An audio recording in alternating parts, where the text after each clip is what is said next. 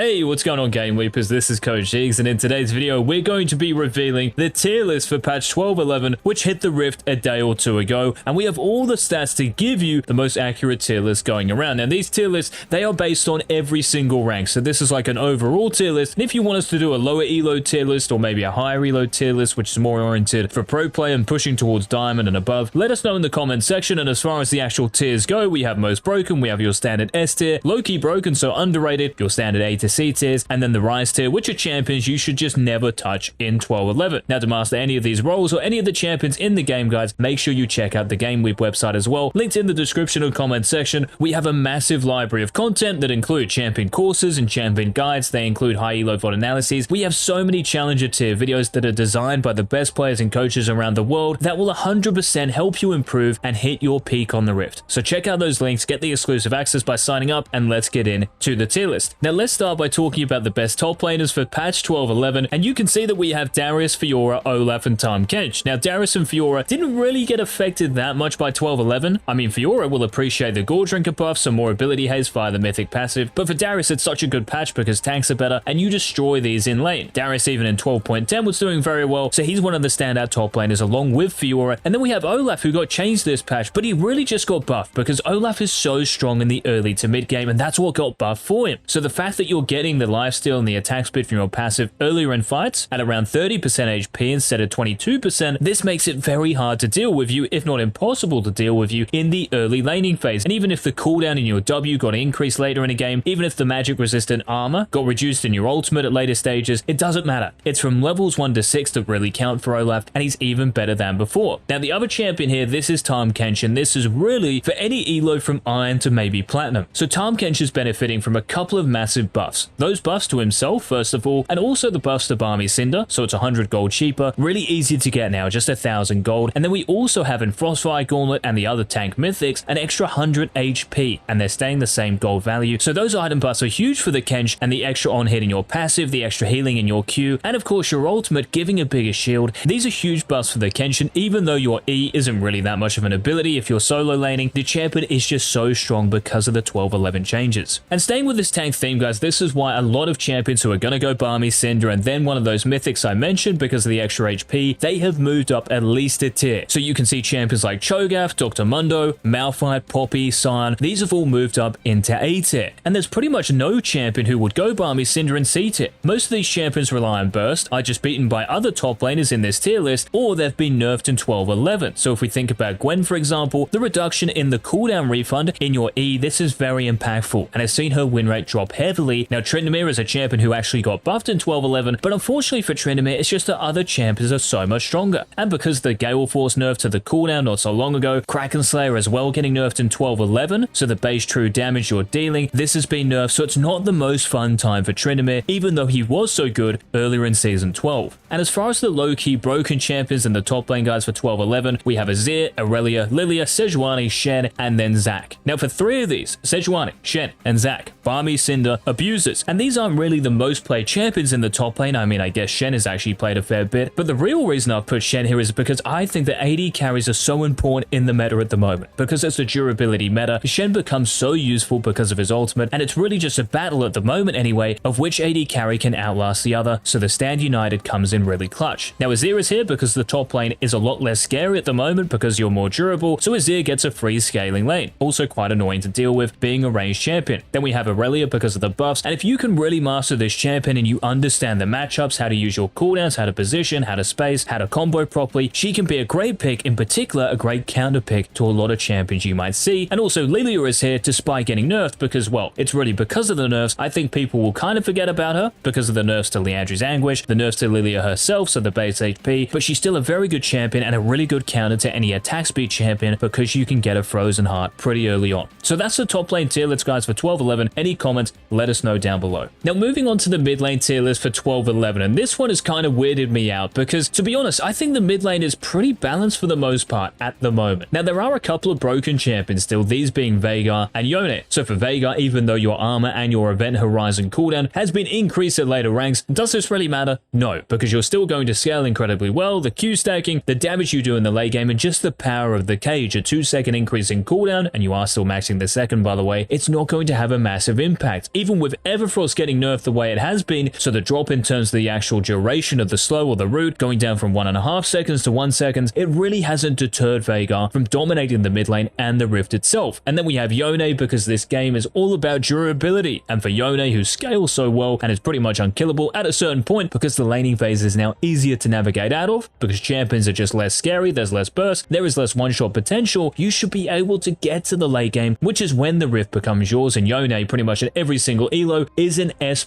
champion. Now elsewhere in the tier list there are a few themes, so if you use Liandry's Anguish, even though the base burn damage has been nerfed in 12.11, your champion's probably doing well. This is why Anivia, Cassiopeia, Malzahar, Swain, Orianna, they are still in the higher tiers, and a bit like top lane, if you're a lethal tempo or maybe Conqueror champion, you're probably doing well as well. So champions like Azir and Kayle who are in A tier, a champion like Sylas who got some big buffs this patch, so to his cooldowns and his actual healing, these have helped him out a lot, and this is why he's in low-key broken, alongside Gragas, Lux, Orianna, Talon, and then Xerath. Now Talon is in there because we talked about this in a previous video because of Gore Drinker with Conqueror, so you're actually going like a bruiser setup rather than full-on assassin. Now Gragas is here because of the buffs, and playing Gragas with Luden's Tempest is actually a very underrated setup. Now Lux is in this tier because quite simply, well, she's still an innately strong champion, and it's kind of being slept on, even though she might be more burst oriented, and in this meta, burst isn't really that great, but she is performing well across the board. Orianna because of Liandry's Anguish and Archangel Staff, excellent scaling champion, and then we have Xerath who can use multiple cooldowns during a team fight because they're lasting longer, and also I think the buff to his E stun duration is huge. But if you are going to play in the mid lane, guys, if we look down at the C tier here, we see Corki, LeBlanc, Lissandra, Syndra, Twisted Fate, Vex, and Zed. Most of these champions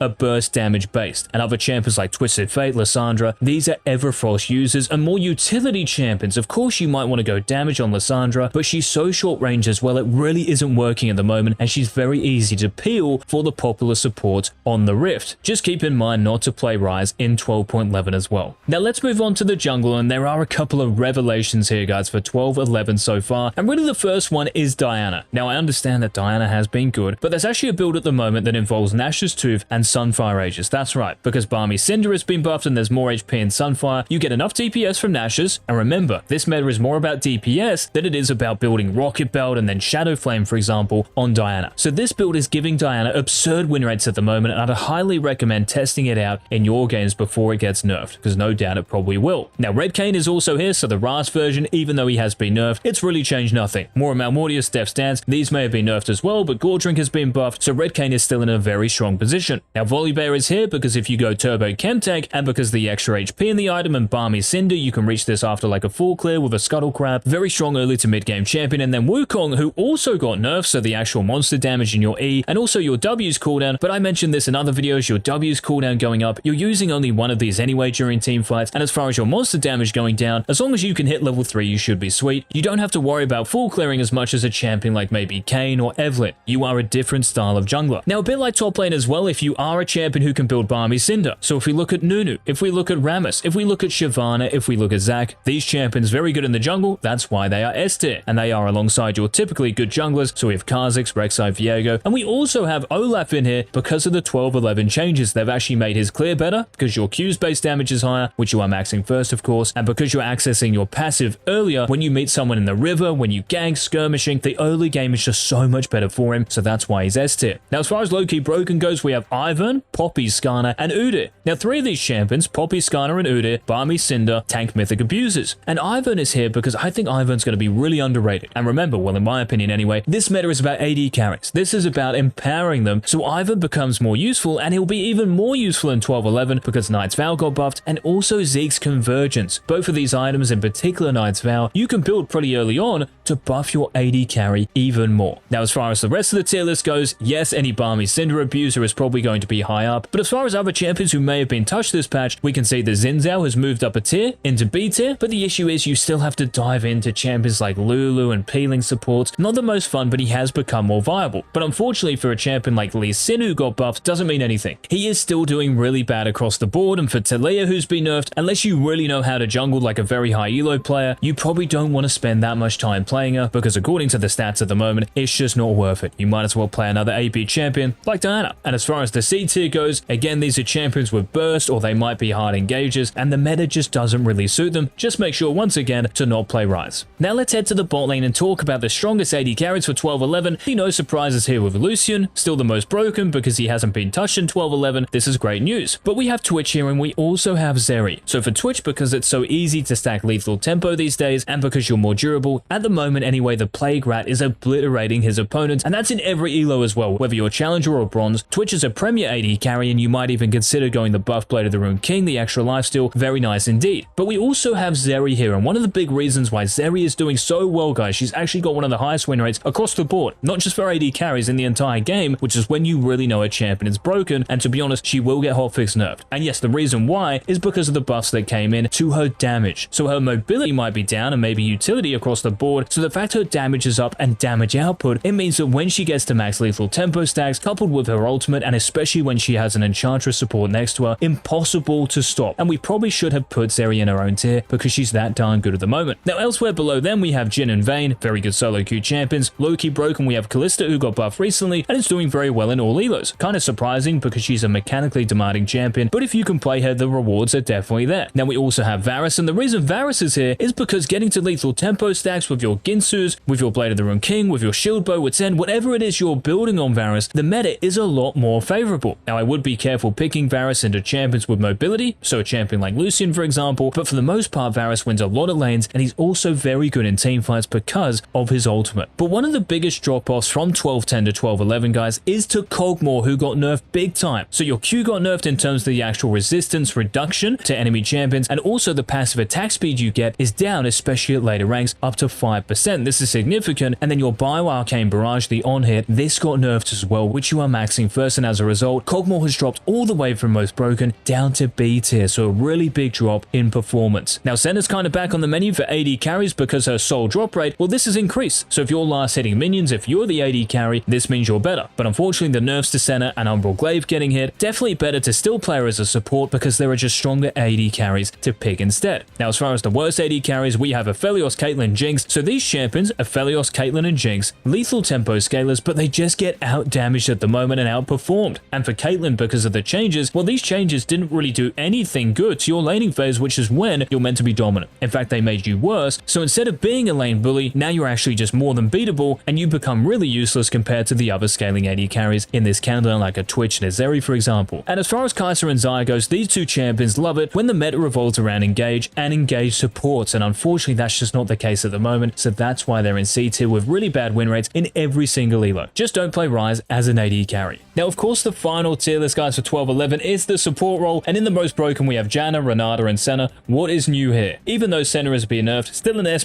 tier champion, and that is in every single elo. And it's more of the same in the S tier as well. We have Bard, Nami, Sona Soraka, Xerath, Yuumi, and Zilean. These champions are very good peelers, or they're just very good pokey champions during the laning phase, and for Xerath in particular, I don't think people understand how good that E buff was to the stun duration. So this is why he's one of the best supports, and the stats back that up as well. Now, as far as low-key broken goes, we have Morgana, Rakan, and then Taric. Now, for Rakan and Taric, the buffs in 12-11 really big, and I think for Rakan, your W's cooldown going down, and seeing as this is the ability you max first, this is going to be huge. And actually in Challenger at the moment, this champion has over a 55% win rate. Now, it might require a bit of mechanical skill and a bit of games to actually learn him, but it is definitely well worth it. And I think Taric has really shot up because of the actual extra duration they put in Taric's stun. A bit like Xerath, this is going to have a big impact in the bot lane, lead to more kills, more peeling. So very nice buffs indeed. It's still a little bit annoying though that you still have to build a tier early on into a Thimble window. And Morgana is here just because she's an amazing peeling support, and also can go Liandry's Anguish as her mythic item. Because of all the extra HP in the game, because of the tank mythics, her value with Liandry's just goes through the roof. Now Brand, because of the nerfs, he dropped down from S tier to A tier, and we have Gragas because of the buffs moving up into B tier from C tier. Same thing with Tahm Kench as well, but just be careful, guys. If you're going to pick an engaged support like a Mumu, Leona, Nautilus, please be careful because yes, this meta is just not favorable for you. And the reason Swain, you might be wondering how on earth can Swain be in C tier? That's because I really want you guys to play Swain either as an AP carry bot lane or in the top and mid lane. A lot better used in those other roles. Just make sure you don't play Ryze, and also Pantheon and Poppy. So those were the tier lists, guys, for 12-11. Thank you so much for watching the video. If you want us to continue making this content, remember to leave a like down below. And until tomorrow's Season 12 upload, this has been Coach. Peace.